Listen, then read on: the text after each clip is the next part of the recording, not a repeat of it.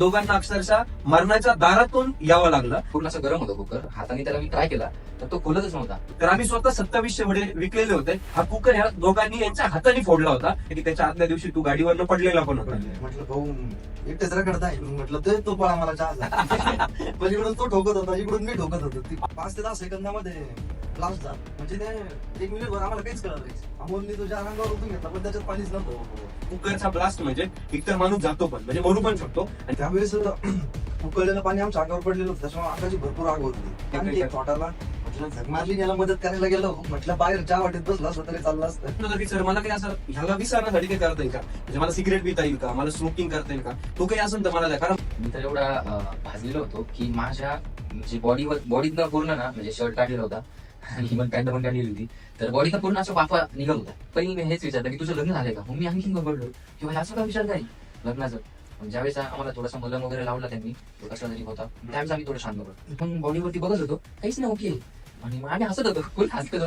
मी तर म्हणलं, मला पण काहीच नाही, चला म्हटलं. तर हे बघा, तुम्ही ज्या पिरियडमध्ये आम्हाला सपोर्ट केला किंवा जी तुमची तळमळ होती ना, ती पण वेगळ्या लेवलची होती. त्यावेळेस आमचं ड्रेसिंग काढलं आणि ड्रेसिंग काढल्यानंतर ती जी स्किन होती ना बॉडीची, ती अशी पूर्ण अशी लोंगली फोड येतात ना, पूर्ण बॉडीला पूर्ण बॉडी एवढे फोड आलेली. एक 6-7 दिवसानंतर ज्यावेळेस आम्ही गप्पा मारायला लागलो त्यावेळेस मी तर डेली भेटायला जायचो त्यांना. तर त्यावेळेस रिअलाइज त्यांनी सांगितलं मला पण ते झालं की यार ही चुकी यांची स्वतःची होती. आणि एकदा माझ्यावरून विशाललाच पकडलं होतं डॉक्टर. बरी बाथरूम मध्ये सिगरेट बंद घेऊन आले. मित्र बनव्यामध्ये गारव्यासारखं. त्याच्याकडे बघितलं का असं वाटायचं मित्र पावसाळ्यामध्ये उकळत्या पाण्यासारखा. हातांच्यावर चिडायचं, तुम्ही प्रामाणिकपणे काम करत नाही, तुम्ही प्रामाणिकपणे काम करायला पाहिजे, तुम्ही हॉस्पिटलमध्ये काम करताय. ठीक आहे म्हणायचं की काय टेन्शन नको घेऊ आपण. टेन्शन नको अरे हे कातडे तुझी उद्या किती म्हणजे ते जागी होते. मी एकटा झोपलेलो, हा वॉशरूमला गेला आणि आदेश खाली झोपला. आणि काय झालं की आदेश बरसाळला. त्याला बरसाळीची सवय. तो रात्री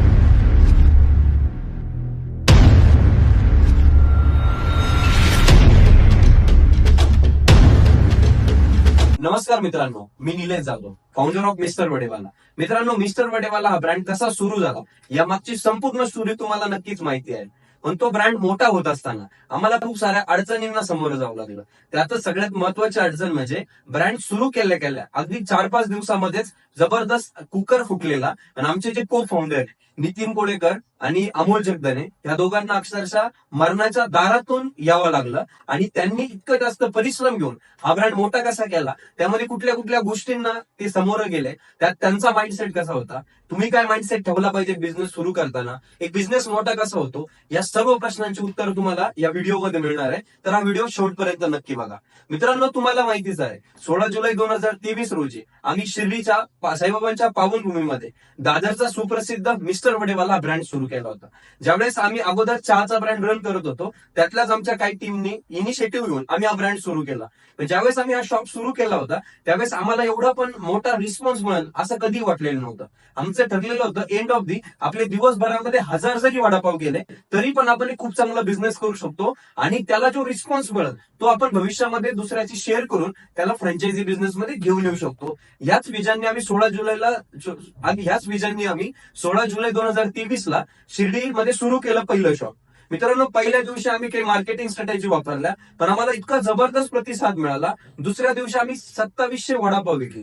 आणि हाच आमच्यासाठी खूप मोठा शॉक होता, कारण आम्ही ऐकलेलं होतं की एक कुणीतरी अन्सार चाचा आहे की जे मागच्या 40-50 वर्षापासून बिझनेस करतात, ते 5000 वडापाव विकतात. काही कुठले फेमस वडे, जसा सिन्नरचा फेमस वडा आहे ते सिन्नरचा फेमस वडा आहे ते दिवसाला 10,000 वड्यापेक्षा जास्त वडापाव विकतात.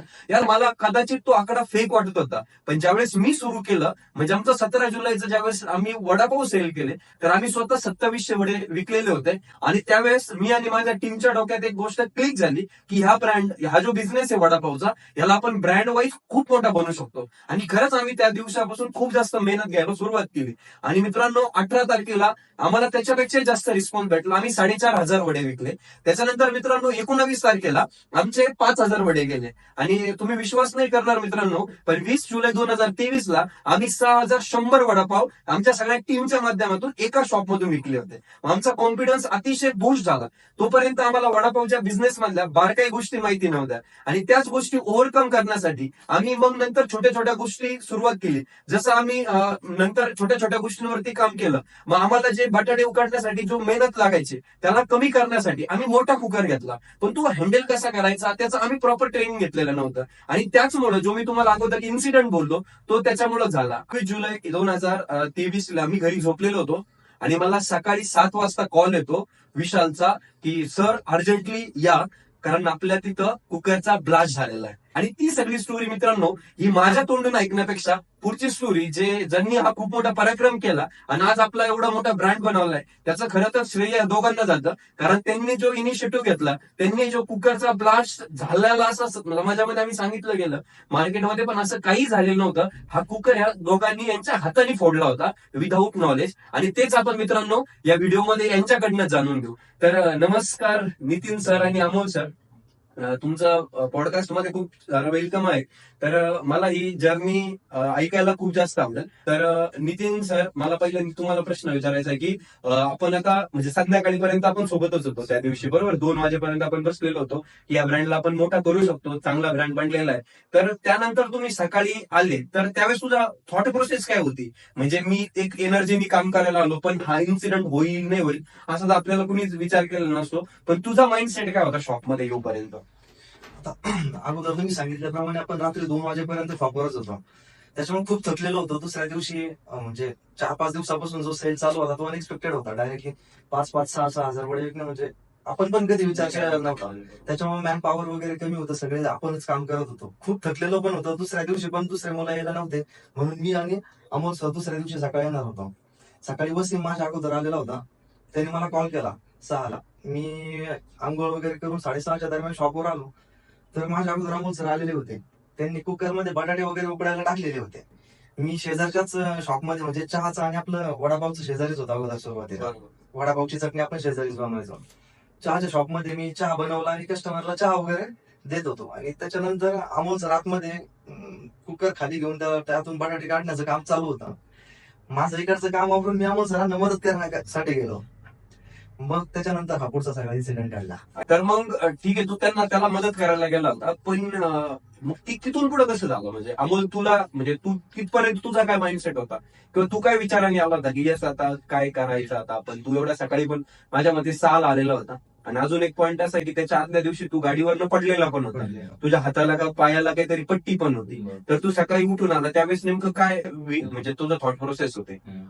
तर ऍक्च्युली सीन असा होता की मी ज्या दिवशी हा इन्सिडेंट घडला, ब्लास्ट झाला, तर त्याच्या आधीच्या दिवशी मी गाडीवरनं पडलो होतो. बरोबर, ऍक्सिस हा ऍक्सिस बँकेच्या समोर मी गाडीवरनं पडलो. म्हणजे गाडीने मला पाठीमागं धक्का दिला कारने, तर मी पडलो होतो. आणि त्यावेळेस मी खूप मला लागलं होतं, पायाला लागलं होतं, हाताला पण लागलं होतं. बरोबर. आणि मी हॉस्पिटलला गेलो आणि रेस्ट केला थोडासा. आणि गर्दी चालूच होती कंटिन्युअसली, खूप जास्त गर्दी होती शॉपवरती, ती थांबतच नव्हती. आणि मला लिटरली तेव्हा मला वाटत होतं मी शॉपवरती थांबावं आणि काम करावं, पण लागलेलं असल्यामुळे मी म्हटलं ठीक आहे चला रेस्ट करू. आणि त्या दिवशी मी रेस्ट केला. आणि रात्री त्याच रात्री 12-1 वाजले होते त्याच रात्री. तर 12-1 वाजता मला झोप येत नव्हती म्हणून मी जस्ट एक चक्कर मला आपल्या शॉपवरती आलो. आणि त्यावेळेस बघितलं की मी तुम्ही सगळे काम करताय, रात्रीचे 1-2 वाजले, सगळे अजून पण तिथे शॉपवरती थांबलेत आणि काम करताय. कोणी भांडी घासतंय, कोणी काय करताय, इव्हन निलेश सर सुद्धा. म्हणजे मला हे वाटलं की यार नाही, पोरं मेहनत करताय आणि उद्या हेच पोरं सकाळी उठून कामावरती येणार, म्हणजे शॉपवरती येणार आहे. तर मग मला ती कुठेतरी फील झालं की नाही यार, मी ठीक आहे सर लागले मला, ठीक आहे थोडं बरं लागलंय, बरं वाटतंय, मी उद्या येऊन सकाळी शॉप उघडू शकतो. मग मी त्या हेतूने आलो सकाळी की जेणेकरून माझ्या ऐवजी दुसऱ्या पोराला नाही यावं लागेल शॉपला. तर त्या हेतूने आलो मी सकाळी एक 6 वाजता तिथे शॉपवरती पोहोचलो मी, 6च्या आत एवढं लागलेलं असताना. आणि तिथे आलो आणि तिथे बघितलं तर बटाटे जे होते ते उकडलेले नव्हते. आणि उकडलेले नव्हते. मग मी म्हटलं की यार आता इथून आपल्याला पूर्ण सुरुवात आहे. ठीक आहे, मला वाटलं कोणीतरी मी यायच्या उकडलेले असतील म्हणून म्हटलं की चला आता आपण आपल्यालाच उकडायला लागणार, उकडलेली नाही. मग मी तो कुकर घेतला, मोठा कुकर होता, त्याची काही आयडिया नव्हती मला. आणि त्यानंतर त्यामध्ये 20 किलो बटाटे टाकले. 20 किलो बटाटे टाकले. 30 लिटरचा कुकर होता समथिंग. आणि 20 किलो बटाटे टाकले आणि ते मी पाणी टाकून शिजवायला ठेवले. वरती भट्टी असते आपली मोठी, त्या भट्टीवरती ठेवले. आणि तोपर्यंत मी थांबलो. एक 5 मिनिटांनी 5-10 मिनिटांनी शिट्टी झाली. ती शिट्टी उडून पडली, अशी पूर्ण उडून पडली. ती पूर्ण अशी मी दचकलो कारण तिथेच होतो. मी म्हणलो काय झालं. तर शिट्टी ओढून पडली आणि ती साईडला पडली. मग ती वाफ पूर्ण जात होती, हा. ती वरती निघतच होती वाफ पूर्ण. मग मी बघितलं आणि ठीक आहे म्हणलं चला वाफ निघाली आता बऱ्यापैकी 2-4 मिनिटं ती वाफ जाऊ दिली, कारण मला आयडिया नव्हती ती लावू की नको शिट्टी. म्हटलं लावल्या मग ग्लास नको व्हायला, कारण मी घाबरत ती लावली. तर ती आता वाफ झाली, म्हणजे बंद झाली ती वाफ निघायची. मग म्हटलं ओके आता बंद झाली वाफ. मग मी खाली गॅस असतो तो बंद केला शेगडीचा आणि कुकर जो होता तो खाली घेतला, खाली ठेवला. माझ्यासोबत तो एक आपला अक्षय वरपे होता, वसीम होता आधी, नंतर अक्षय वरपे वसीम होता. तो होता माझ्यासोबत, त्याने घेतला मला खाली घेऊन लागला आणि खाली ठेवला कुकर. आणि मी म्हटलं आता वाफ गेली त्यातली, ठीक आहे मग आता खोलू आपण त्याला. तर मी घेतला, तर खोलत होतो तो असा, आधी हाताने ट्राय केलं त्यांनी. हा हातानेच खोलत होतो मी, हातानेच. तो पूर्ण असं गरम होता कुकर, हाताने त्याला मी ट्राय केला तर तो खोलतच नव्हता. आणि सीन काय झालं होतं की लावताना मला थोडं स्ट्रगल आलं त्याला लावताना. मग मला काय वाटलं खोलताना मग स्ट्रगल म्हणजे तो कुठेतरी हडकला असेल असं मला वाटलं. मग मी काय केला, तो कुकर खोलला, म्हणजे ट्राय केला आणि तो खूप अडकलेला होता. म्हटलं यार हाताने निघत नाही. मग मी घेतली सांडशी, म्हटलं सांडशीने आपण त्याला ठोकू आणि काढू. मग त्याला असं ठोकत होतो सांडशीने. तेवढं आपले भाऊ आले. तेवढ्यात माझं तिकडे चहा वगैरे देऊन झाला, मी त्यांचे पैसे घेतले आणि आतमध्ये आलो. म्हटलं भाऊ एकटेच रखडताय, मी म्हटलं ते तो पळा मला चहा. पण इकडून तो ठोकत होता, इकडून मी ठोकत होतो. आणि गॅसवरून काढल्या लगेच 5 मिनिटामध्ये. 5 मिनिटामध्ये. बापरे. तिकडून तो ठोकत होता, इकडून मी ठोकत होतो. ऍक्च्युली आणि- तो झाकण आहे ना त्या एअर प्रेशरनी पूर्ण पॅक होता. Pack तर झाला. मला काय वाटलं की तो नाही, मिनिमम 30 लिटरचं कुकर आहे तर 30 मिनिटाला त्याला वाफ जाऊन द्यायला लागलं, कारण खूप वाफ जनरेट खूप करतो. जास्त वेळ वापरला. तर तुम्ही 5 मिनिटात ठोकत होता. हा, मग ते ठोकत होता. त्याच्यानंतर एक 5 ते 10 सेकंदामध्ये ब्लास्ट झाला. म्हणजे ते 1 मिनिटभर आम्हाला काहीच कळलं नाही. मला कुकर दिसलं नाही, बटाटे दिसले नाही, पाणी दिसलं नाही, काहीच नाही. आणि मेन म्हणजे मी शटर पण लावून घेतलेलं होतं. हा, या शटर पण लावलेलं होतं. बरोबर. मग शटर उघडलं आणि मी लगेच बाहेर पळत गेलो. आम्हाला इकडे शेगडीकडे पडले नव्हतं. मी आपल्या चहाच्या शॉप मध्ये गेलो आणि बेसिन मधून गार पाणी अंगावर टाकलं. आणि Blast म्हणजे अमोल बाहेर आला, आपला जार ठेवलेला होता बाहेर पाण्याचा. अमोलने तो जार अंगावर ओतून घेतला, पण त्याच्यात पाणीच हो नव्हतं. हो. पुढे फ्रूट मार्केट मधला एक जार घेतला त्याने, त्याच्यात पण पाणी नव्हतं. त्याच्यानंतर एक समोरचा चहावाला जार घेऊन पळत आला, तो पण जार मोकळाच होता. मग असं थोडा कॉमेडी सीन झाला त्यावेळेस. आमच्या अंगाची अचानक आग निघायला लागली. बरोबर. त्यावेळेस लगेच मतीन भाईंनी विशालला कॉल केला आणि बरोबर. विशालने मला तुम्हाला कॉल कॉल केला. केला. हो. तोपर्यंत मग आपला तो रोहितने आम्हाला बाईकवर बसून सुपर तुम्हाला हॉस्पिटल सुपरला नेलं. बरोबर. मग आता ते ज्यावेळेस झालं, ठीक आहे, तो आता एक तर मिस्टेक होती ती पहिली गोष्ट.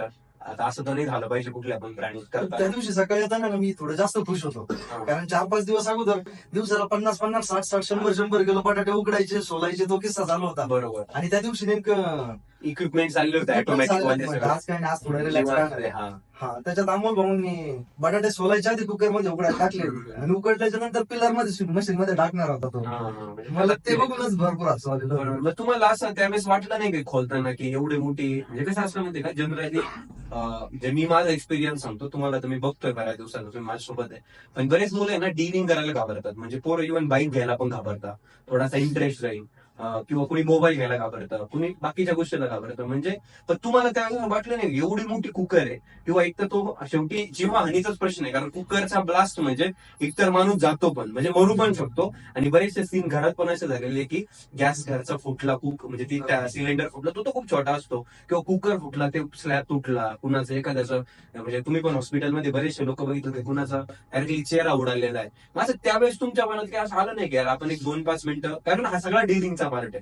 जर डिलिंग कदाचित नसती केली तुम्ही तर त्यावेळेस वाचले पण असते, पण तुम्ही डेअरिंग केली. म्हणजे कधी कधी ती डेअरिंग आपल्याला, म्हणजे बिना नॉलेजची डेअरिंग पण काही कामाची नाही. तर त्यावेळेस तुम्हाला असं वाटलं नाही कुणाला विचारा वगैरे, अमोल तुला समजा ह्याला आता नंतर आलो, आता तुला असं वाटलं नाही का ऍक्च्युली तिथं अवेलेबल नव्हतं कोणी विचारण्यासाठी. फोन वगैरे करू शकत होता? फोन वगैरे करू शकत होतो मी, बट त्यावेळेस तो म्हणजे कारण कसं एकतर त्यावेळेस Shop पण उघडलेलं होतं. शॉप उघडलेलं होतं. बरोबर. आणि गर्दी गर्दी होती, बरोबर. लोक येत होते बरोबर.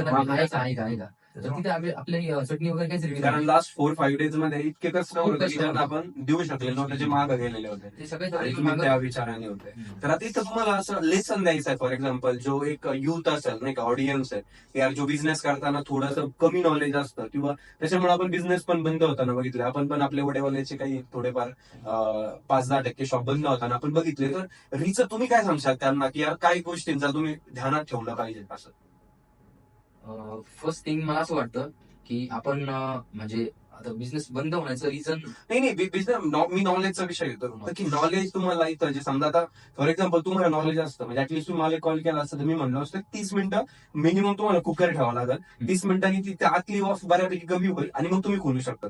आपले घरचे पण ज्यावेळेस छोटा कुकर असतो तर ते बाजूला ठेवतात, बाकीचं भाजी बिजी काय असेल ते करतात, नंतर तो कुकर खोलतात. बरोबर ना? म्हणजे तो घरचा पण एक 10 मिनिटं आपल्याला बाजूला ठेवावा लागतो, त्याच्या सगळ्या ती वाफ जाऊन द्यावी लागते जी तुम्ही जाऊनच दिली डायरेक्ट फोडण्याचा ट्राय केला. म्हणजे तुम्हाला कदाचित त्याचं नॉलेजच नव्हतं, म्हणजे एक्सपिरियन्स तर नव्हताच पण नॉलेज पण नव्हतं, ऐकलेलं पण नव्हतं. तर मग तुम्हाला काय वाटतं की कुठल्या पण बिझनेसमध्ये स्टार्ट करताना आपण ह्या गोष्टींची त्यावेळेस कदाचित मी काळजी घेतली असती. म्हणजे जसं की तुम्ही विचारलं असतं एखाद्याला, म्हणजे कमी नॉलेज किंवा अपुरं नॉलेजनी धोका होऊ शकतो, जो की आपण झालेला आहे आपल्यासोबत. तर तुम्ही काय सांगशाल ऑडियन्सला, म्हणजे ज्यांना व्यवसाय बऱ्यापैकी बिझनेस पण कोलॅप्स होतो, बिझनेसमध्ये चुकतो पण ऍक्सिडेंट होतो बिझनेसमध्ये, तर मग नॉलेज म्हणजे तुम्ही काय सांगशाल की बिझनेस स्टार्ट करताना हे छोट्या छोट्या प्रायमरी गोष्टी की ज्याचा आपण विचार केला पाहिजे. बरोबर आहे, कारण आपण हे बघा आता, बरेच जण ह्या बिझनेस मध्ये उतरताना नवीन असतात. आता आपल्यासाठी पण वडापावचा बिझनेस हा नवीनच होता, कारण आपण सुरुवातीचे 4-5 वर्ष फक्त चहामध्ये दिलेले होते बरोबर. आणि वडापावचा काही एक्सपिरियन्स नव्हता. तेवढा मोठा कुकर तर मी पहिल्यांदाच बघितलेला होता. त्याच्यामुळे असं इन्सिडेंट होणं साहजिकच होतं. त्याच्यामुळे आपण जे इक्विपमेंट वगैरे वापरतोय त्याच्याबद्दल प्रॉपर माहिती घेणं गरजेचं आहे. बरोबर. अजून म्हणजे मला पण असं वाटतं की म्हणजे मी पण ऍड ऑन करायला की पहिल्यांदा इक्विपमेंटचं नॉलेज पाहिजे कुठली पण, कारण हे जीवाचा धोका आहे इथं पूर्णपणे. कदाचित तुम्ही समजा ठीक आहे एखादा रिस्क घेईन, पण आपण पण आपली का रिस्क घ्यायची, आपल्यासोबत कामाला पण पोरं आहे, त्यांचं पण नुकसान होऊ शकतं. तर मग जे कोणी फूड इंडस्ट्रीमध्ये असेल, मला पहिल्यांदा असं वाटतं जे इक्विपमेंट्स तुम्ही वापरणार आहे पहिल्यांदा तुमच्या ज्याला तो एक्सपिरियन्स आहे, ज्याला त्याचं नॉलेज आहे, तुम्ही त्याच्याकडनं आधी त्याचा एक्सपिरियन्स घेतला पाहिजे किंवा त्याच्याकडनं समजून घेतलं पाहिजे की कशाला काय आणि कशाला काय. पहिली गोष्ट ती आहे. आणि त्याच्याशिवाय तुम्ही डेअरिंग नाही केली पाहिजे. हा बिझनेस सुरू करायला डेअरिंग केली पाहिजे, बट हे याच्या गोष्टी की ज्याच्यामुळं खूप मोठी आपत्ती होऊ शकते. कदाचित जर त्या पिरियडला आपला गॅस लीक झाला असता, जाळ झाला असता, तर आपल्या चहाचं वडापावचं ते शॉप ब्लास्ट झालं असतं, शेजारी मंदिर होतं, पुढं सुपर हॉस्पिटल होतं, म्हणजे काही पण होऊ शकतं ना त्या हानीमुळे. तर मला असं वाटतं की या सगळ्या गोष्टींची काळजी घेतली पाहिजे. ठीक आहे, मग तुम्ही त्याच्यानंतर हॉस्पिटलला गेलो आपण, बरोबर ना? म्हणजे मी पण पोहोचलो होतो, तुमची जे स्टेटमेंट चालू होणार होती तोपर्यंत मी पण आलो होतो. पण तोपर्यंत तुमचं काय चाललं होतं डोक्यामध्ये? म्हणजे लिटरली मला माझा एक्सपिरियन्स सांगतो. 2000 मी नितीन माझ्यासोबत राहायचा, मी त्याच्याशी खूप वेळेस बोललेलो आहे. त्याला असं म्हणायचं की यार नितीन कदाचित माझा डिसिजन चुकला, कारण मी चहाच्या बिझनेसमध्ये नको यायला हवं होतं कदाचित, असं मला खूप वेळेस वाटायचं.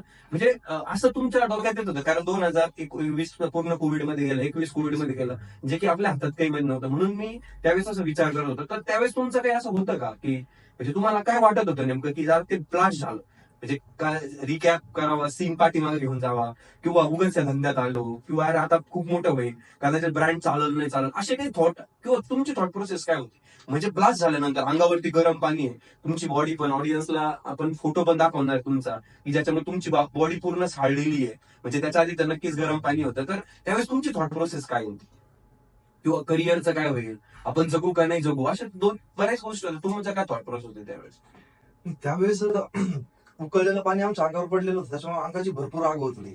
आता माझ्यापेक्षा हात जास्त भाजलेला होता. त्यावेळेस फक्त आम्हाला हा विचारायचा की अरे ट्रीटमेंट लवकर चालू होणं गरजेचं आहे, सगळ्यात महत्वाचं. आणि दुसरा विचार करायचा नाही, यार आजकालचे शॉप बंद राहू शकतात.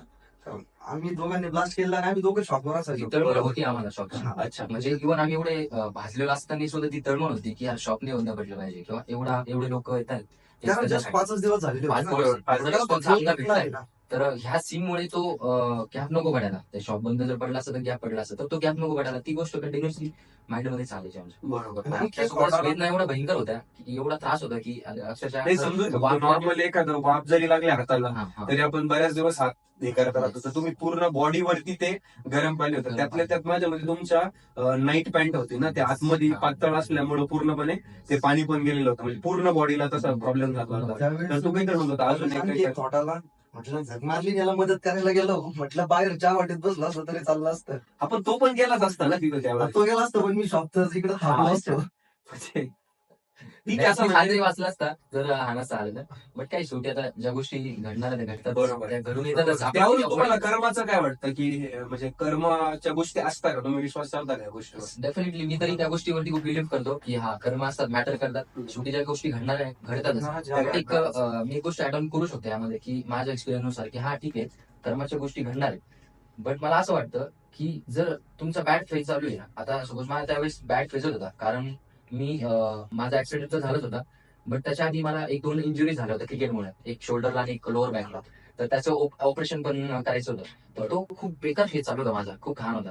तर त्या फेज मध्ये मी सफर करत होतो आणि त्यामध्येच ही गोष्ट म्हणजे मला सगळेजण तुम्ही बोलत होता, निलेश सर पण बोलत होते की आता तू ऍक्सिडेंट झाला तुझा तर तू आराम कर, तू शॉपवरती येऊ नको, बाकीच्या कोणतं मॅनेज करते. हा तू सगळे मला म्हटलं होते, निलेश सर इव्हन बाकीचे टीम सगळे म्हणत होते की तू रेस्ट कर, घरचे पण अडवत होते की नको जाऊ नको जाऊ.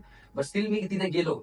तर मला असं म्हणायचं की जर आपला बॅड फेज चालू आहे ना, तर त्या फेजमध्ये ऍटलीस्ट ना एक पॉज घेतला पाहिजे आपण. जर कोणी सांगते ना आपल्याला की ती गोष्ट नको करू, तर त्या गोष्टीसाठी आपण एक पॉज घेतला पाहिजे आणि त्यानंतर ती गोष्ट गेली पाहिजे. पण मी ते काहीच कोणाचं न ऐकता मी तिथे गेलो आणि हा इन्सिडेंट झाला. पण कदाचित मला असं वाटतं की हे तुझ्याकडूनच घडून घ्यायचं होतं आणि तुला तो एक अजून एक पनिशमेंट कदाचित गॉडला करायचं असेल, म्हणजे त्याच्यामुळे ते झालं असेल. पण स्टील तुम्ही तिथपर्यंत एकदम म्हणजे स्ट्रॉंग होते आणि खरंच तुमचं कौतुक करायला पाहिजे की तुमच्या डोक्यात हा पण विचार आहे ना की शॉपचं कसं होईल, कस्टमरचं कसं होईल.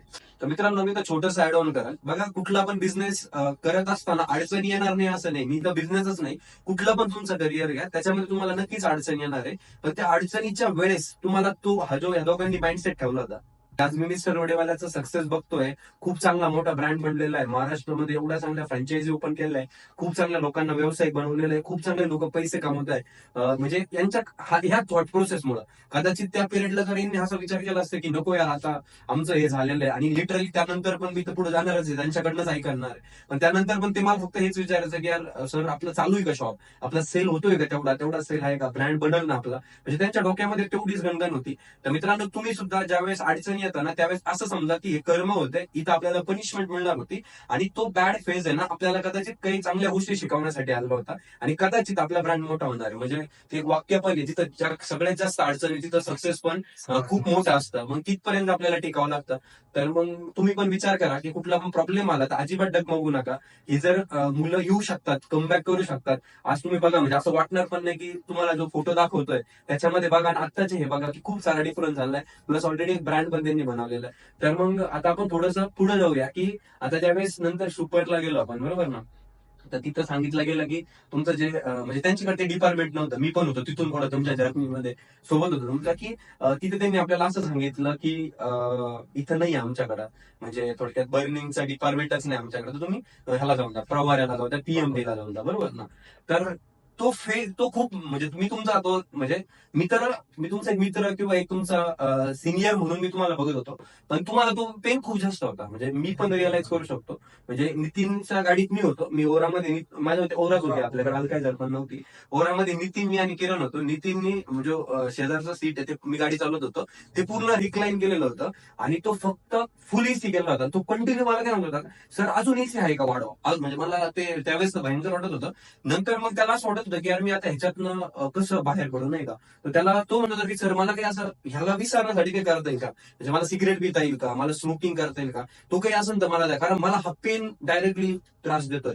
आणि एसी गाडीचा फुल होता, म्हणजे हाय केलेला होता, तरी पण त्याला तो एवढा भयंकर त्रास होतो. साहजिकच आहे, 30 लिटरचा कुकर म्हणजे गरम पाणी तुम्ही थोडं जरी घेतलं तरी खूप जास्त त्रास होतो. ते तुमच्या पूर्ण यांच्या पूर्ण बॉडीवर होतं. तर त्या जर्नीमध्ये अमोल तर माझ्या होत्या अँब्युलन्स मध्ये गेला होता, बरोबर ना. अमोलचं थोडं जास्त सिरियस होता, तर अमोलला अँब्युलन्स मध्ये पाठवलं होतं. नितीनला ओढ्यात पाठा घेऊन चाललो होतो मी. तर त्या म्हणजे शिर्डी साईबाबा संस्थान म्हणजे सुपर, तर PMT पर्यंत ती माझ्या मते अर्ध्या तासाच्या आत आपण ती जर्नी कव्हर केली होती. त्याच्या आत केली होती. 25 मिनिटातच आपण तिथं पोहोचलो होतो. आपण काहीच बघत नव्हतो, खड्डे बिड्डे.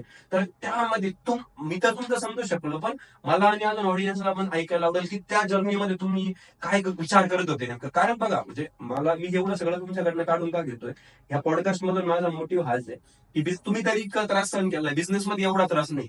बिझनेसमध्ये सेल कमी होईल, पैसा प्लस मायनस होईल, थोडासा लॉस होईल, पण तुम्ही दोन्ही गोष्टी करत होते. एक तर बिझनेसचा पण लॉस होत होता आणि तुमच्या बॉडीचा पण लॉस होत होता. तो किती रिकव्हर होणार हे पण तुम्हाला क्लिअरिटी नव्हती. तर त्यावेळेस तुम्ही काय विचाराने तिथपर्यंत पोहोचले होते. मी तर अँब्युलन्स मध्येच होतो. मी तर एवढा भाजलेलो होतो की माझ्या म्हणजे बॉडीतनं पूर्ण ना, म्हणजे शर्ट काढलेला होता आणि इव्हन पॅन्ट पण काढलेली होती. तर बॉडीतनं पूर्ण असं वाफा निघत होत्या, गरम वाफा निघत होत्या. आणि माझ्यासोबत आदेश होता, विशाल आणि आदेश होता. तर ते दोघं जण असे पूर्ण साईडने असे पॅक धरून होते मला, कारण मी पूर्ण भयंकर त्रास आणि मी वेडा होतो आणि असं वेडासारखं करत होतो. तर मला ते पूर्ण दोघं जण धरून पॅक होते आणि मी फक्त म्हणायचो की अलग हॉस्पिटल, अलग हॉस्पिटल, अलग हॉस्पिटल. कारण एवढा बिझनेस होता. सलाईन पण चालू होते, पण मला सलाईन चालू होतं ते जी सुई होती ती कॅन्डिडेट वगैरे ती पण पूर्ण ब्लॉक झाली होती. हा, सलाईन लावली ती पण लिटरली अशी म्हणजे असं वाटत होतं की फेकून द्यावं सगळं आणि कुठेतरी पाण्यात जाऊन बसावं, एवढा भयंकर वेदना आला होता. आणि मग त्यावेळेस पोहोचलो हॉस्पिटलला. तर त्यावेळेस मग डॉक्टरनी ती कंडिशन मध्ये, म्हणजे डॉक्टर तर नव्हतेच, बाकीचे नर्स वगैरे आल्या आणि कोणीतरी अजून तरी कोणीतरी दुसरे असतात ना डॉक्टर वगैरे काहीतरी, तर ते आले आणि त्यांनी माझी कंडिशन बघितली आणि ते बोलले की पहिलं त्यांनी हेच मला क्वेश्चन केलं की तुझं लग्न झालंय का. म्हणजे त्यांनी माझी कंडिशन बघितली पूर्ण. त्यांनी मला पहिलं हेच विचारलं की तुझं लग्न झालंय का. मग मी आणखीन बघडलो की भाई असं का विचारताय लग्नाचं. आणि त्यानंतर मग नितीन पण सोबत होता. मग त्याची कंडिशन बघितली. हा म्हणे ठीक आहे, आपण याचं लग्न झालं का विचार म्हणे आधी. मग मी म्हटलं सर डॉक्टर असं का बोलताय तुम्ही. मग ते बोलले की ठीक आहे, काही होऊन जाईल, तू शांत राह, तू काय होऊ नको. आणि मग त्यावेळेस माझा दम कोणाला लागला लिटरली, म्हणजे असं श्वास निघत नव्हता हे ऐकल्यावरती, कारण मला वाटलं की खूप सिरियस. मग श्वास निघत नव्हता. मग मला काहीतरी व्हेंटिलेटर वगैरे काहीतरी लावलं होतं. हा, तर मग त्यानंतर मग याला साईडला नेलं, मला साईडला ठेवलं. मग मी आणखीनच घाबरून गेलो की मला साईडला काय ठेवलं, त्याला साईडला काय ठेवलं. मग मला वाटलं की मी जास्त सिरियस आहे. मग मी ती भीती खूप होती मनामध्ये, ती वेदना पण खूप होती. मग ज्यावेळेस आम्हाला थोडासा मलम वगैरे लावला त्यांनी, तो कसला तरी होता, त्यावेळेस आम्ही थोडं शांत पडलो. ड्रेसिंग वगैरे ड्रेसिंग केलं, मलम लावला, त्यावेळेस शांत राहिलो आम्ही, कूल झालो. म्हणजे आता काही नाही, ओके. आणि मग बॉडीवरती बघत होतो, काहीच नाही, ओके. आणि मग आम्ही हसत होतो, फुल हसत होतो. मी तर म्हणतो, मला काहीच नाही, चला म्हणलं. माझं फक्त छातीचे इथलं कातडं गेलेलं होतं, बरोबर. माझं हाताचं एवढं गेलेलं होतं, एवढा पाणी. मला वाटलं मॅडम मला ऍडमिट करायची काहीच गरज नाही, एवढं एवढं सिस्टर म्हणजे थांब आजच्या दिवशी, उद्या कळून तुला. आणि त्या पिरियड मध्ये किरण पण आला होता, तर किरण तुमच्या सोबत होता माझ्या होता, तर किरण तुम्हाला काय म्हटलं का. किरण म्हणायचं की काय टेन्शन नको घ्या, म्हणलं टेन्शन नको घ्या, अरे हे कातडी तुझी उद्या येतील म्हणजे उद्या, ही कातडी आता गेले उद्याच कातडी येतील म्हणजे उद्या. त्यावेळेस तुला रिअलाइज झालं का की हे छोटं दुखणं नाहीये किंवा डेंजरस आहे, खूप दिवस जाणार आहे रिकव्हर व्हायला. ज्यावेळेस किरण म्हणत होता असं की नाही, की नाही यार उद्या माझ्या होते नितीनला म्हणला टेन्शन न घेऊ तू की उद्या आपण जाऊ बरोबर ना. तर म्हणजे काय विषय नाही तिथं. कधी मला रिअलाइज झालं ही गोष्ट, म्हणजे हे ठीक आहे तू, की जेव्हा ना आमच्या ड्रेसिंग काढल्या, म्हणजे सेकंड डेला आम्हाला आंघोळीला नेलं, गार पाणीने आंघोळ करायची होती. त्यावेळेस आमची तयारी केली आंघोळी घालण्यासाठी. मग त्यावेळेस आमच्या ड्रेसिंग काढलं आणि ड्रेसिंग काढल्यानंतर तिची स्किन होती ना बॉडीची, ती अशी पूर्ण अशी लोंगली, फोड येतात ना, फोड पूर्ण बॉडीला फोड आलेले, पूर्ण बॉडीला एवढे फोड आलेले, एवढे भयंकर असे फोड आलेले. ते बॉडीमध्ये आम्ही ती कंडिशन बघितली ना, त्याच वेळेस म्हटलं भाई हे खूप डीप आहे. आणि तिथं तर आणखीनच घाबरलोय. आणि मग ज्यावेळेस आंघोळीला नेलं आम्हाला दोघांनी, तर मग त्यावेळेस ते हाताने ना ते कातडी काढायची लिटरली, आमचे त्याचे एवढे फोड, एवढा कातडी ते हाताने काढले. म्हणजे इव्हन आम्हाला ते म्हणतात ना भूल किंवा अनिस्थिसिया वगैरे काय ते दिलेलं नव्हतं, तरी पण आम्हाला ते हाताने काढायचे. असे 2 जण पकडायला, मी तर डायरेक्ट आई बाबा काय समजते एवढंच करायचो. आवाज फुल यायचा माझा बाहेर, आणि 2 जण पकडायला होते, हाताने असे काढत होते की भयंकर पेन होतं. आणि त्याच नंतर मग तेच गार पाणी थंड पाणी टाकायचे. आणि मग ते एक एक एक एक त्यावेळेस कसं वाटायचं थंड पाणी टाकायचं. त्यावेळेस पण कारण कातडं सगळं गेलेलं होतं. फक्त ती जखम राहायची, जखमावर ते पाणी आदळायचं, आणखी आग वगैरे व्हायची. माझे तर एवढे फोड आलेले होते डायरेक्ट दुसऱ्या बघितलेलं लिटरली, असं म्हणजे तडफडत होतो सर आम्ही, तडफडत होतो आम्ही ऍक्च्युली. असं जशी म्हणजे सकाळचा तो आंघोळीचा एक्सपिरियन्स म्हणजे सगळ्यात भयानक. मी तर 15 दिवस होता, 21 दिवस होता ऍडमिट. बरोबर. 15 दिवस तर सकाळचा आंघोळीचा सीन आला का आम्हाला काटाच यायचा डायरेक्ट. काटा म्हणजे कापायचा. सगळे धुवून काढायचे ना बरोबर. आणि ते पूर्ण घासायचे चांगल्याने, आणि विदाऊट एनी काय म्हणतात अनेस्थेशिया वगैरे असं कंटिन्यू ते काढायची कातडी. रोज नवीन नवीन कातडी निघायचं आमच्या अंगात बरोबर. रोज. ज्यावेळेस यांना मध्ये नेलं होतं म्हणजे तुम्हाला, त्यानंतर ते सिनियर डॉक्टर, मेन डॉक्टर त्या डिपार्टमेंटचे आले होते. तर तुझ्या म्हटलं की तुला लग्नाचा विचारला नाही का त्यांनी मला पण विचारलं होतं. तर मला पहिल्यांदी ते काय बोलले की याच्या अवघड पार्ट वरती जास्त म्हणजे तू 75% मारलेला होता 100% पैकी, आणि तू 45 का 50 काहीतरी होता बरोबर ना. म्हणजे 42% भाजलेला होता. तर त्यावेळेस डॉक्टरांनी म्हणजे डॉक्टर मला काय बोलले की यार, मी म्हटलं सर याला म्हणजे उद्या काही प्रॉब्लेम नको नाही का याच्या घरी, म्हणजे थोडक्यात मॅरिड लाईफला नंतर. तर डॉक्टर त्यावेळेस मला असं म्हटले की म्हणजे मी पण घाबरलो त्यावेळेस. डॉक्टर मला म्हणे की हे बघ म्हणे, पहिल्यांदा यांना जीवित बाहेर काढू, आणि मी इतकं घाबरून गेलो, म्हटलं यार एकतर सगळ्यात महत्वाचं म्हणजे आपण एक काहीतरी नवीन इनिशिएटिव्ह स्टार्ट केला, तो ठीक आहे, तो रिजॉईन करू, कम बॅक करू, बाउन्स बॅक करू, पण सगळ्यात महत्वाचं म्हणजे पोरं जाम झालेले आहे. आणि असं नको व्हायला की, आणि तिथं घाबरलं काय जायचं ना की म्हणजे घाबरलो काय जायचो आम्ही, कारण तुमचा जो ताप होता ना तो 105 108 वर जायचा.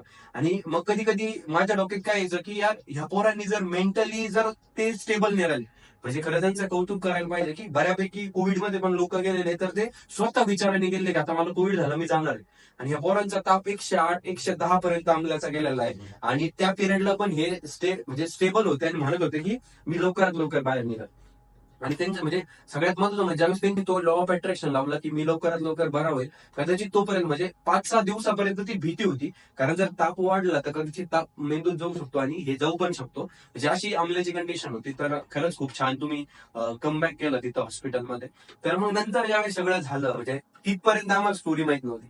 म्हणजे तिथपर्यंत असं सांगितलं गेलं होतं कुकर ब्लास्ट झाला. मग एक 6-7 दिवसानंतर ज्यावेळेस आम्ही गप्पा मारायला लागलो, त्यावेळेस मी तर डेली भेटायला जायचो त्यांना. तर त्यावेळेस रिअलाइज त्यांनी सांगितलं मला पण ते झालं की यार ही चुकी यांची स्वतःची होती, यांच्या मिस्टेकमुळं तो प्रॉब्लेम झालेला आहे. आणि मग त्याच्यानंतर मग थोडंसं आम्ही त्याच्यातनं रिकव्हर झालो आणि मग आम्ही शॉप सुरू केलं. म्हणजे माझ्या मते 4-5 दिवसांनी, आपण 3 दिवसानंतर शॉप सुरू केलं होतं. पण या पोरांचं पोटेन्शियल तेव्हा पण भारी होतं. तेव्हा ते मला, मी 2 दिवस होतो तुमच्यासोबत ना हॉस्पिटलमध्ये, तर त्याच्यानंतर ते मला काय बोलले की आता एक काम कर म्हणे, तू स्वतः शॉपवर जाय म्हणे, तू स्वतः तिथं थांब, तू तिकडची काळजी घे आणि इकडचं टेन्शन नको घेऊ. पण मी पण असं नाही करू शकत होतो, म्हणून मी जे आदेश आणि विशाल होता की जे खूप पळणारे मुलं आहे, त्या दोघांना यांच्या सोबत ठेवलं. मी तर यांच्या घरच्यांना पण म्हटलं की तुम्ही टेन्शन नका घेऊ, सगळं आपण प्रॉपर जबाबदारीने करू. आणि त्याच पिरियडमध्ये म्हणजे मी ते 1-2 दिवसामध्ये मी नाशिकच्या काही डॉक्टरांना म्हणजे कॉन्टॅक्ट करून ठेवलेला होता. कदाचित जर पीएमटी मध्ये नाही सॉर्ट आउट झालं तर आपण त्यांना तिकडे घेऊन जाऊ असं. तर मग असं डॉक्टर मला म्हणाले. मग त्यानंतर ज्यावेळेस म्हणजे तुम्हाला कळालं की आता की ठीक आहे यार, आपण आपल्या हाताने हे झालं, आपण चुकी केली होती, आपण कशी केली थोडक्यात, असं तुम्हाला कळालं. त्यानंतर मग माहोल कसा होता? कारण मी बऱ्यापैकी मग लेट येत होतो, कारण मी शॉपवर थांबत होतो आणि बाकीच्या पण गोष्टी चाललेल्या होत्या. मग मी लेट यायचो, तुम्हाला भेटायला यायचो. पण मग तुमच्यामध्ये कसं वातावरण झालं होतं? मग तुम्ही दोघं काय गप्पा मारायचे? कारण आजूबाजूला बेड होता, नियर पण गोष्टी आजूबाजूला असेच, म्हणजे कुणाचं भाजलेलं आहे, कुणाचं इलेक्ट्रिक शॉक लागलेलं आहे, असे पेशंट होते.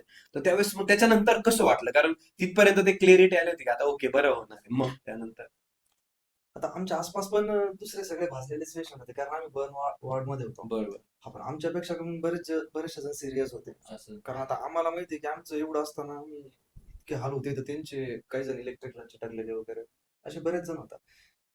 आमच्यात आता आमच्या सोबत आम्ही दोघंच होतो, आमच्या सोबत विशाल आणि आदेश पण कंटिन्यू होते.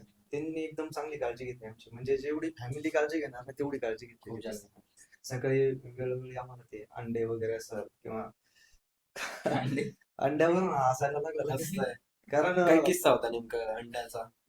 कारण ते अंडे सकाळी द्यायचे, हम्म. पण ते अंडे खारट का लागायचे आम्हाला तेच कळत नसायचं. अच्छा, ते मीठ वगैरे टाकत असाल मीठ मग. टाकत मीठ नव्हते मीठ टाकत. तिथं. मीठच नव्हतं. ते सगळे सगळे उठून आम्हाला अंडे सोलायचे. उठले सोलून द्यायचे आमच्या समोर. सोलून द्यायचे, आम्हाला हाताने भरवायचे अंडे आणि ते अंडे खारट लागायचे. आणि तिथं मीठ नव्हतं, काही नव्हतं टाकायला, ते अंडे खारट का? म्हणजे म्हटलं काय सीन आहे हा? मग त्यांना विचारलं आम्ही, त्यांनी आम्हाला नंतर किस्से सांगितले ते कसे सोलायचे किंवा उठल्यानंतर ते काय काय म्हणजे हायजेनिक नव्हते का? हायजेनिक नव्हते ते थोडक्यात. पण आम्ही खायचो कारण आम्हाला त्यावेळेस गरज गरज होती. नाही. आणि खायचो. किती अंडे तुम्ही डेली खायचे? दिवसाला आम्ही 15, 16, 20, 20, हा, तर 20 20च्या आसपास खायचा. आणि हम्म. मला तर मी स्टार्टिंगला खात होतो, ट्राय करत होतो 15 एक जाण्याचं, पण मला उलटी व्हायची, म्हणजे वॉमिटिंग व्हायची. त्यानंतर मग ती झाल्यानंतर म्हणजे कंटिन्यू खाल्ल्यानंतर मला लगेच उलटी व्हायची. हम्म. खाल्ल्या खाल्ल्या उलटी व्हायची. तर मी कमी गेले होते मग 8-10. मग त्यानंतर ते जे आतलं येलो गिल असतं, मग ते काढून मी खायला लागलो. त्यावेळेस मला ते पचायला लागलं. मग मी पण 15, 16, 17, 18च्या आसपास खायला लागलो डेली. बरोबर. त्यामुळे ते लवकर फास्ट रिकवर झालं. बरोबर. तर आणि बाकीचे जे पेशंट होते ना तिथे आसपास, तर ते एवढे अंडे खात नव्हते. त्यामुळे त्यांचं खूप स्लोली रिकव्हरिंग होत होतं. पण आम्ही जास्त अंडे खात गेलो, कारण आपल्याला प्रोटीन शेक पण चालू होतं. प्रोटीन शेक, फ्रुट्स ज्यूस वगैरे. बरोबर. खूप म्हणजे जो डाएट होता ना, जो प्रॉपर होता, आणि आपण विशाल आमच्याकडनं ते आणि विशाल आणि आदेश करून घ्यायचे. आदेश. आम्ही जबरदस्ती आम्हाला ते चारायचे. त्यामुळे त्या गोष्टी लवकर फास्ट रिकवर झाल्या, बरोबर. म्हणजे ॲज कम्पेअर टू बाकीचे. त्याचा बर्थडे पण होता त्याच पिरियड मध्ये. हा, त्या 26 जुलैला बर्थडे होता माझा. त्या मग period सगळे आले, केक वगैरे घेऊन आले. माझ्याशी कंडिशन वगैरे भयंकर. त्या फेज मध्ये पण केक कापला. आणि त्या त्या आणि- पिरियड मध्ये कारण माझा- जे आता हे बघा, तुम्ही ज्या पिरियड मध्ये आम्हाला सपोर्ट केला किंवा जी जी तुमची तळमळ होती ना, ती पण वेगळ्या लेवलची होती. कारण एका फॅमिली सुद्धा एवढं जीव लावू शकत नाही, एवढं तुम्ही असाल आपल्या ज्या ग्रुपनी असेल सगळ्यांनी जीव लावलेला होता. मला त्यावेळेस तुमच्याकडे बघितलं ना असं वाटायचं मित्र वनव्यामध्ये गारव्यासारखं, याच्याकडे बघितलं का असं वाटायचं मित्र पावसाळ्यामध्ये उकळत्या पाण्यासारखा.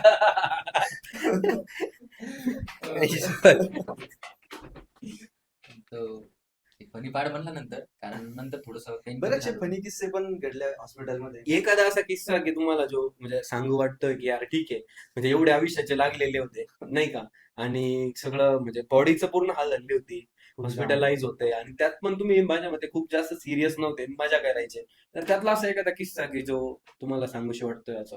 तो रात्रीचा तू झोपेत उठला. मी तर झोपेत एकदा काय आलं की मी फुल झोपेत होतो, रात्री 2च्या आसपासचा किस्सा. मी फुल झोपलेलो होतो आणि हा वॉशरूमला गेला होता, आणि आमच्या काय बेड होतं की शेजारीच होते. आमच्या बेड हा, शेजारी शेजाऱ्यांचे, आणि बेडच्या शेजारी आतमध्ये आदेश झोपायचा, म्हणजे दोन्ही बेडच्या मध्ये खाली खाली हा, खाली आदेश झोपायचा, आणि विशाल थोडं साईडला झोपायचा पलीकडे. आणि हा वॉशरूमला गेला होता, आणि पलीकडे सिस्टर आणि बाकीचे जे पेशंट्स होते ते लुडो खेळत होते साईडला, त्या साईडला ते जागे होते, आणि मी एकटा झोपलेलो हा वॉशरूमला गेला, आणि आदेश खाली झोपलेला. आणि काय झालं की आदेश बरसाळला, त्याला बरसाळीची सवय, तो रात्री असं ओरडून उठायचा, आणि तो ओरडला ना बरसाळला काहीतरी असं असं वेगळंच काहीतरी बरसाळ असं, म्हणजे असं रडला टाईप. मी घाबरलो, मी असं माझे डोळे उघडले अचानक, आणि मी नितीनकडे बघितलं, कारण मी खाली नाही बघितलं, नितीनच्या बेडवरती बघितलं, आणि नितीन तर बेडवरती नाहीये, आणि खाली कोण ओरडतंय. मग मी म्हटलं कोण आहे भैया. मग म्हणजे मी म्हटलो, मी सगळ्यांना ओरडतो, अरे नितीन पडलाय, नितीन पडला, नितीनला उचला, नितीनला उचला. सगळे जण सगळे धावून आले मग आमच्याकडे, म्हणजे माझ्याकडे. मग तो हा तर तिकडे बाहेर, हा पण पळत आला इकडून. मग ते म्हणते भाई तर नितीन तर समोर आहे, आणि हा कोणासाठी ओरडतोय. मग सगळे जण हसायला लागले, मग तो आदेशला उठवलं, मग तिथून फुल हसली सगळे. तो एक किस्सा झाला, एक फनी मोमेंट, आणि त्यावेळेस घाबरलो होतो मी लिटरली. आणि दुसरा म्हणजे याचा तो, मला जेव्हा ताप आला होता खूप. ताप यायचा. आणि सिस्टर वगैरे होत्या तसं एकदम प्रॉपर काळजी घ्यायच्या, टाइम टू टाइम घ्यायची. इंजेक्शन वगैरे द्यायच्या. पण अमोलला काय वाटायचं नाही यार मला इंजेक्शन द्यायला Proper पाहिजे, द्यायला. आणखी एखादी टॅबलेट द्यायला पाहिजे माझे ताप कमी होण्यासाठी. पण मग त्यांना ते अलाउड नव्हतं, कारण बरोबर. ओव्हर डोस पण नको आहे ना. बरोबर. मग हा त्यांच्यावर चिडायचा, तुम्ही प्रामाणिकपणे काम करत नाही, तुम्ही प्रामाणिकपणे काम करायला पाहिजे, तुम्ही हॉस्पिटलमध्ये काम करताय. मग त्यावेळेस त्या काही बोलल्या होत्या का? नाही, त्यांनी एकदम चांगलं समजून सांगितलं, म्हणे ते जशी तुझी बॉडी आहे त्याच्यानुसार आम्हाला डोस द्यायला सांगितलेले असतात, ओव्हर पण होऊ शकतं म्हणे. बरोबर. कारण चिडचिड होणं साहजिकच होतं, कारण त्याचं होतं टेम्परेचर 108-10 पर्यंत जात होतं. खूप जास्त हे होतं. त्याला थंडी पण भरपूर वाजवायची, हिटर लावा लागायचं.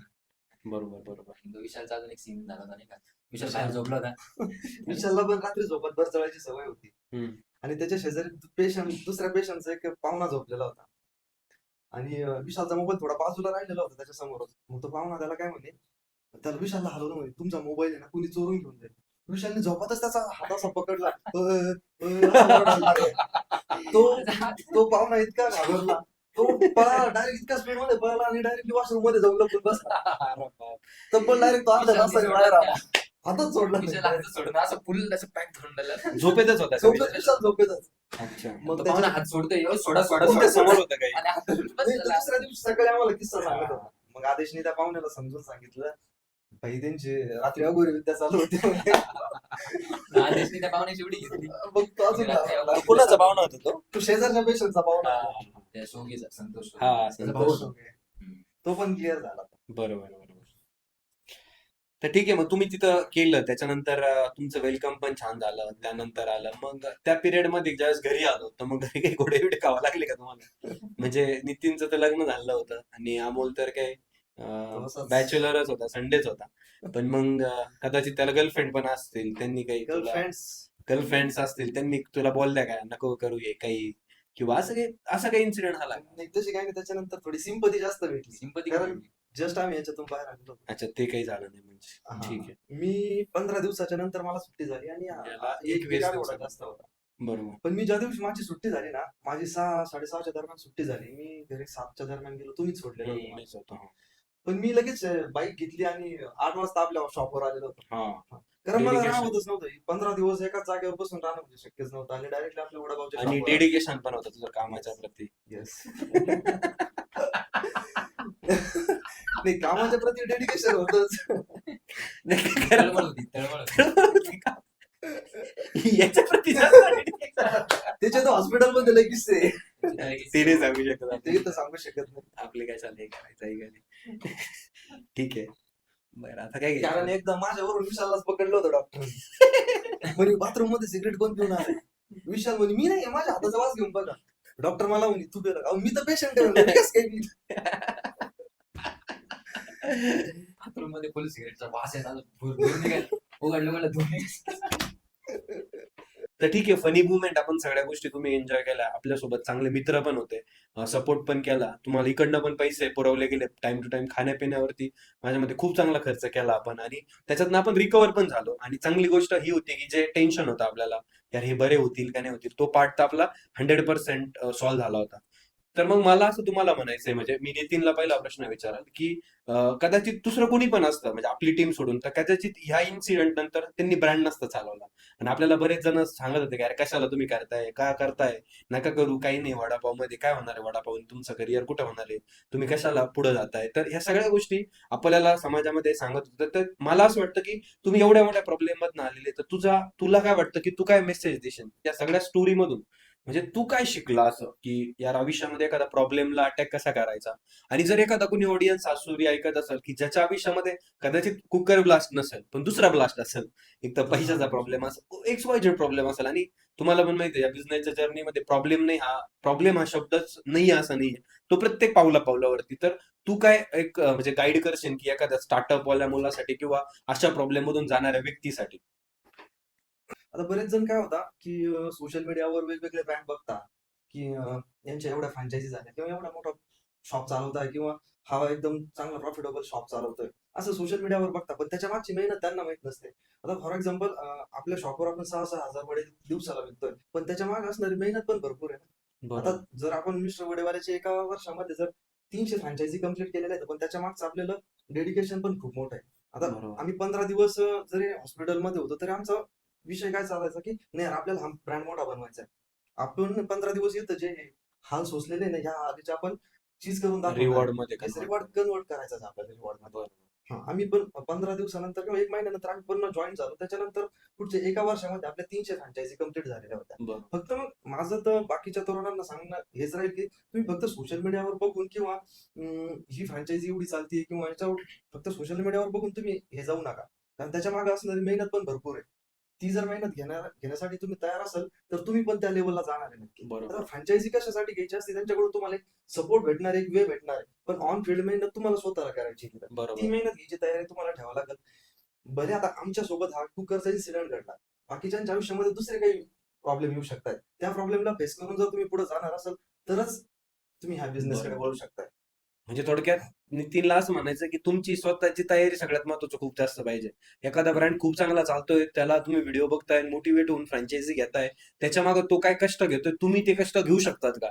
जर तुम्ही ते घेऊ शकता तर तुम्ही विन होणार, नसेल घेऊ शकत तर नाही होऊ शकत. त्याच्यामुळे त्या गोष्टीचा नक्की विचार करा. अमोल, तू काय सांगशील तुझ्या या जर्नी मधून की काय काय गोष्टी केल्या पाहिजे अशा प्रॉब्लेम मध्ये असणाऱ्या मुलांनी?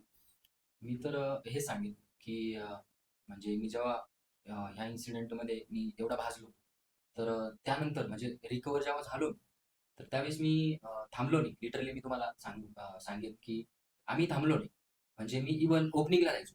ओपनिंग करायचो टू व्हीलरवरती. म्हणजे मी कधी पुण्याला जायचो टू व्हीलरवरती. मी साताऱ्याला जायचो. तर कधी मुंबईला वन डे रिटर्न व्हायचो.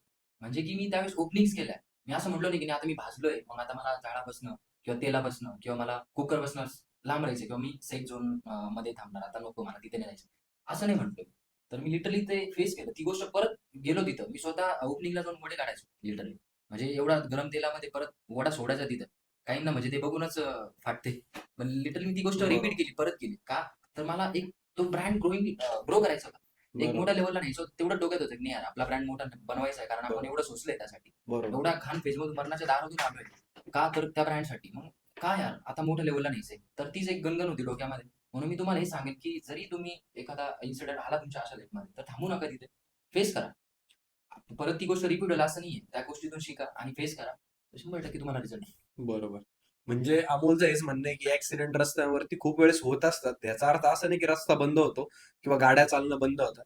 तर तुम्ही पण तुमच्या आयुष्यामध्ये जर असा काही कुठला ऍक्सिडेंट होत असेल, व्हॉटएव्हर, पण त्याला तुम्ही थांबू नका, असंच अमोलचं म्हणणं आहे. तर खूप छान मजा आली या पॉडकास्ट मधून आपल्याला. आणि तुम्हाला ही जी जर्नी दिसते मित्रांनो, ह्याच्या मागे हे सगळे कष्ट आम्ही घेतलेले आहे. आणि आता फक्त आम्ही 1% पार्ट सांगितलेला आहे याच्या अगेन्स्ट आम्ही किती जास्त मेहनत घेतो, किती साऱ्या गोष्टी करतो, हे तुम्हाला नक्कीच आमच्या धावपळीतनं, आमच्या टीमच्या धावपळीतनं नक्कीच दिसत असेल. आणि नक्कीच आमचं टार्गेट तेच आहे, हर घर उद्योजक, घर घर उद्योजक.